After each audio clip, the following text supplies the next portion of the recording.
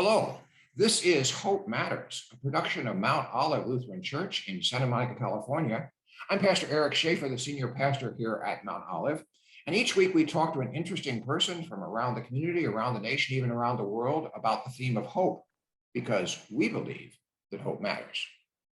My guest today is Dr. Deanna Thompson, who is the director of the Lutheran Center for Faith, Values, and Community at St. Olaf College, also holds the Martin Marty Regents Chair in Religion and the Academy. And I had to look down to read all of that, Deanna, to get all those titles out. Long title. Long titles. And as someone who knows Martin Marty, that was really cool to see that too. So, anyway, so what does being director of the Center for Faith, Values, and Community at St. Olaf College mean? Yeah, well, first of all, thanks so much for inviting me to be a part of this. I'm happy to be here with you to talk about hope. I took the center is new at St. Olaf. It was created in 2019. And so I'm the inaugural director of the center. And the mission of the center is thinking about, St. Olaf is one of 26 colleges and universities that continues to identify as being part of the Lutheran tradition. While there are numbers of students who identify as Lutheran, the number of faculty and staff who identify as Lutheran continues to decrease in a lot of ways. So we need more ability to understand, what does it mean that St. Olaf's education is nourished by Lutheran tradition?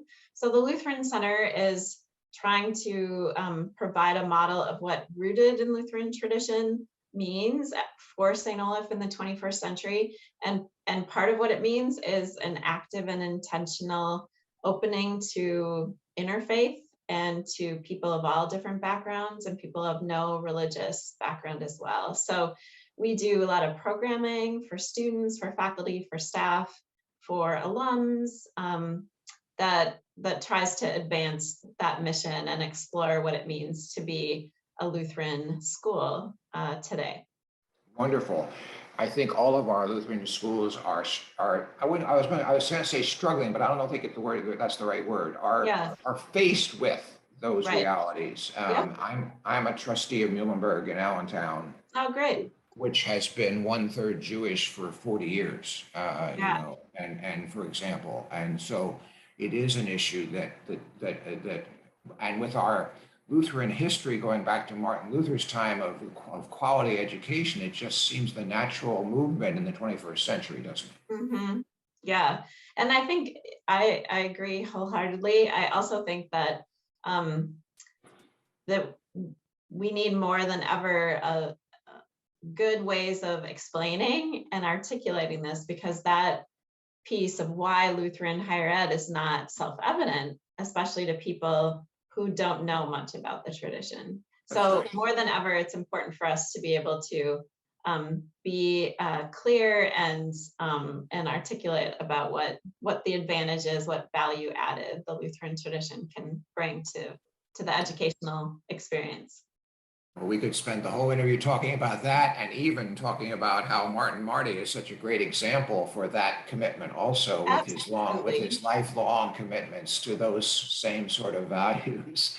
But you briefed me beforehand, and I think our viewers would be most interested in hearing about your 14-year life with incurable cancer, and how you took that experience and wrote about it to try to be helpful to others in several books, the latest of which is Glimpsing Resurrection, Cancer, Trauma, and Hope. And so let's talk about that. You have this personal history that has caused you to do some deep thinking in this area. Mm-hmm. Yeah, so in 2008, my back broke very mysteriously, and I went through a lot of testing to try to figure out why a vertebra would break for no apparent reason, and had to wear a full torso brace for several months, and so was being treated for that. The test that they ran didn't determine that there was anything wrong. So people were thinking, well, maybe it's a fluke. One doctor said, typically people fall off a roof to break a vertebra, but maybe this is a fluke. So toward the end of 2008, right before Thanksgiving, I got out of the car at work and had really searing pain through my back, etc. And right after Thanksgiving, I went and did another MRI, and it showed a second vertebra had broken. And that was when I was still wearing this brace and being really careful. And at that point, they said, this is not a fluke. So they biopsied my back, which showed that it was estrogen positive cancer, which meant that I had breast cancer that had metastasized to my back, to the spine. And so it was a really serious diagnosis. They thought that if I had gone a few more weeks without treatment, it could have been paralyzed. Most people who have incurable stage 4 breast cancer don't live very long or well. But the state of breast cancer is one of those places where treatment is ongoing and improving kind of constantly. And I feel really, really fortunate to be more or less living in the future that they hope will be the future for more people. So when it metastasizes to your bones, it's deemed incurable.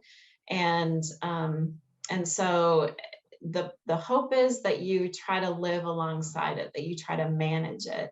And so there's a very different approach to living with metastatic cancer versus earlier stages. So you try to go from least invasive treatment to most invasive treatment.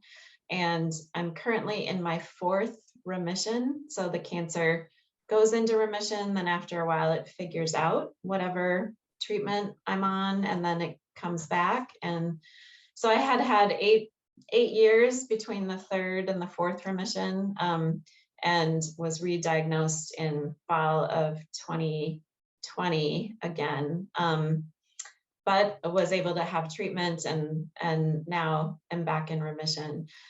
So this really serious diagnosis at age 42 for me, my kids were 9 and 12 at the time. And most people die pretty quickly of this kind of cancer. So it upended all aspects of my life, personally, professionally. And so I didn't think I had much time to live. I had a sabbatical plan shortly after I got diagnosed, and I thought I went on sabbatical to die or to prepare to die, but instead went into my 1st remission. And so I'm, as a theologian, as a scholar and a writer, one of the things I did was start writing to try to make sense of my experience. And at first, words went away there, which was very disorienting. I talk about myself as a professor, as a professional talker. And initially there were no words to really talk to God or to describe what I was experiencing. Even the breast cancer diagnosis that broke my back was really hard to understand. And so the process of writing and trying to make sense of what was happening to me was helpful. And as other people started reading what I was writing, people would say it was helpful for them to make sense of some of the things that they were dealing with in their life. So that led to writing what I've called like a theological memoir or a theo-memoir called Hoping for More. And that was really my first foray into a kind of theology without footnotes, where using my personal experience and to reflect on a lot of questions around where is God in the midst of suffering, not having the answers to all of these, but to really trying to wrestle with how to make sense of why this happens. And one of the things that I have come to realize is that the why question for me is a lot less helpful than the how. How do I live in light of this really serious diagnosis? And one of the things I think about the way we talk about cancer in our society is we often tend to have a battle model. We battle cancer, and then people beat cancer. Or if you see in many obituaries, people lose their battle. That's the language we use. And I have a friend whose mom died when he was a teenager of cancer, and he said, that language is so sad for me. It's like the last act of your life is to lose. And I was like, that was really a powerful observation. And I think that tendency to talk about cancer in our society and that battle imagery, win or lose, also has some resonance with how we tend to talk about cancer in Christian contexts, which is that the strong emphasis on resurrection, on resolution, like you're battling this horrible thing, and then you get new life, you resurrect, that there's a lot of suffering, there's a death of your former life, but now you've got an ability to live this new life. And initially that was really the kind of Christian arc from death to new life was really resonant for me. I thought I was dead, but instead had new life ahead of me. But the longer I lived with incurable cancer, the more I thought this model of new life, it's more complicated than that. It doesn't feel like resurrection in a lot of ways. It feels like living in a really challenging space.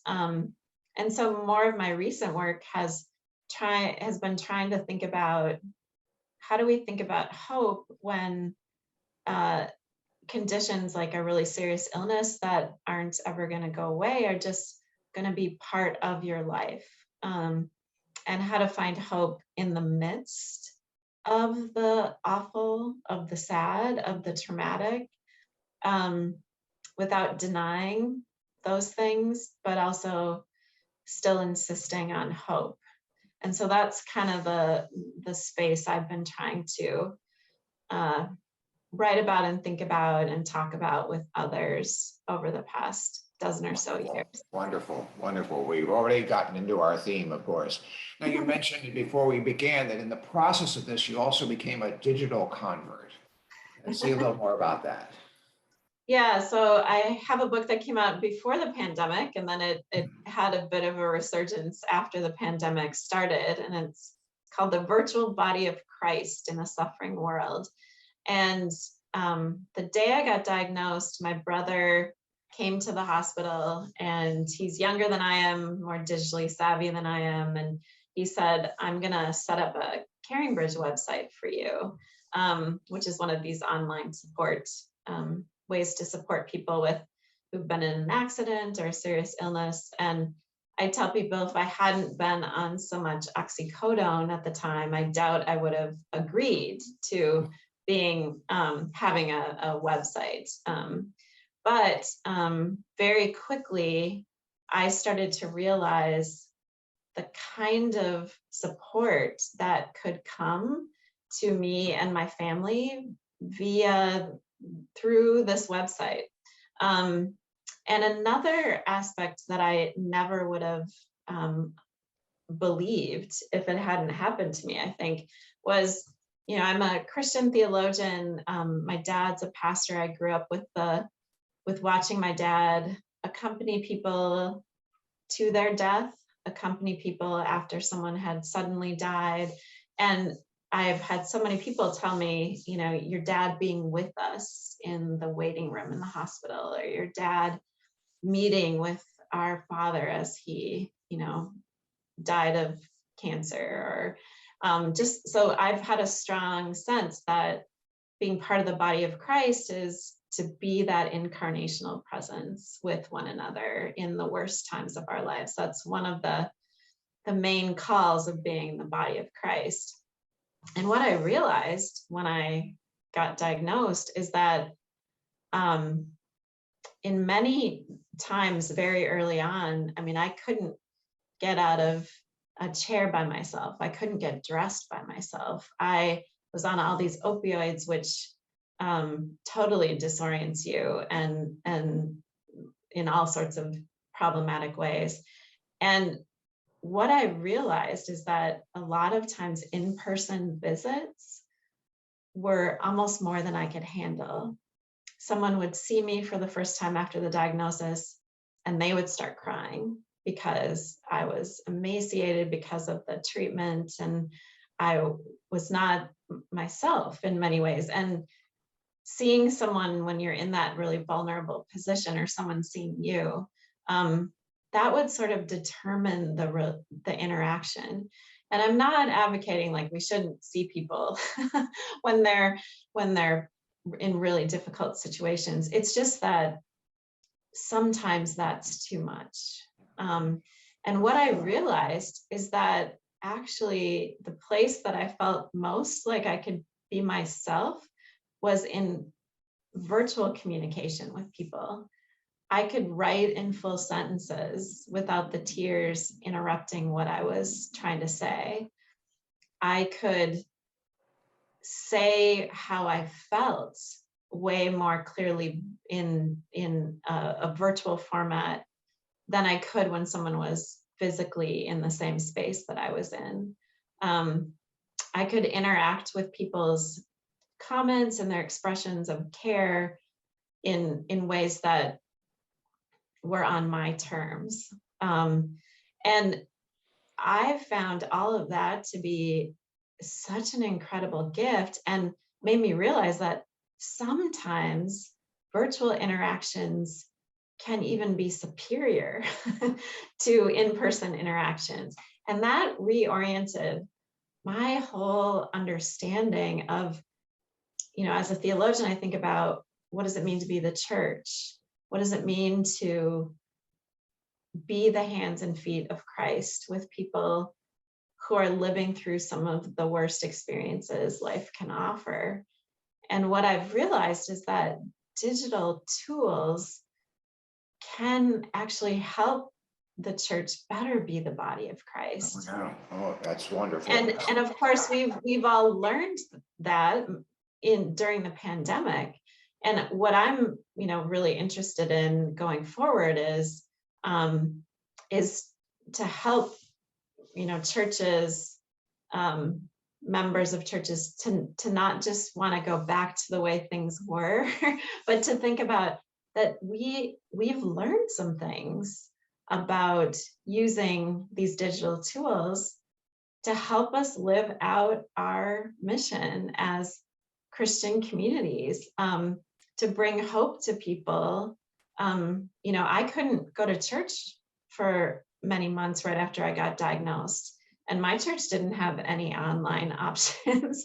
My church pre-pandemic pretty much would bring a worship bulletin to people who couldn't participate in worship, and meet with them and talk to them, but give them a bulletin. And that's not really that wasn't really a rich interaction around meeting the needs of people who can't physically be in church. I think we're learning a lot now about how we can communicate and offer worship experiences to people who can't physically, it's not safe for them. And of course, I don't want to deny that there's all sorts of really challenging issues, and there's downsides to using virtual tools. I think we just need to get smarter about when they're helpful and when they're not. Yeah. We have had the same experience, so we could have a whole conversation about that. But yes, we could. we're now reaching more than double the numbers we've reached, and that's been consistent. That has not fallen off since we. Wow. It's actually growing again since we've come back in person, and this is where church communities have given many people hope through the pandemic. Exactly. The way it kept people going, helped people feel like they still could have a religious experience, worship life, all of these things. That's we can't discount that. No, and all the challenges. I now have active members all over the country. What does that mean? What does that Right. mean? I mean, and there are people that want to poo-poo that and says, no, you must be in community in person. Really? I don't think so. Right. And I know I'm a bit on the edge of that, but it's still, well, there's so many more things we could talk about. You do have your latest book that you can hold up for us. I know I asked you to bring it, so this one I have it's a little hard to see the title. Oh, Oh, there there we it go. is. Glimpsing Resurrection. There it is. So now Mhm. your books are available through Amazon, of course, and through your local Mhm. bookstore. Is there any other place people should look for your books? Those are the logical places. Those are logical places. I also have a website, DeannaAThompson.com. And there are, as podcasts and these sorts of digital interviews have become more popular, there's a number of places where I've talked about the books Wonderful. and other things that people could find by just Googling my name too. Okay, so our viewers can see Dr. Thompson's name on the screen. So it's all one word, Deanna, then another A, and Thompson.com, right? Right. That's right. Wonderful. Well, thank you. Well, thank you for joining us today on Hope Matters, Deanna. Thanks I'm so really much. appreciative. My It's pleasure. nice to get to know you in this way. This has been Hope Matters, a production of Mount Olive Lutheran Church in Santa Monica, California. Each week we talk to interesting people because we believe that hope matters and we believe in a God of hope.